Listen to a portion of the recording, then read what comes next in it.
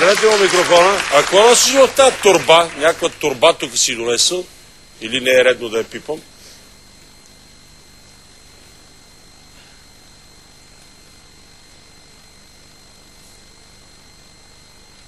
Та, кой е в тази торба?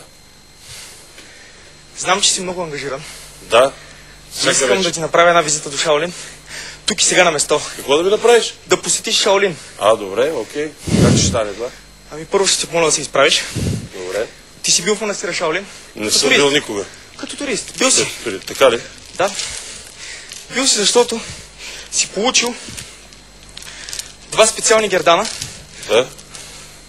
които получават туристите в Шаолин. Да. А това ще го сложа през рамото. Обаче, понеже си бил в манастира Шаолин, да, и знам, че не може да си бил там, си видял, че се дава благотворителност, да, и да не си дал. Да. Просто не може. Ако може, ще ти помоля да прочетеш какво пише ето тук горе на този сертификат. Пише Слави Трифонов, а отдолу пише на китайски. Тук пише 20 лева, че си дарил, ще ми ги върнеш след шоуто. Уважаеми зрители, на гости беше Виктор Азманов. Благодаря.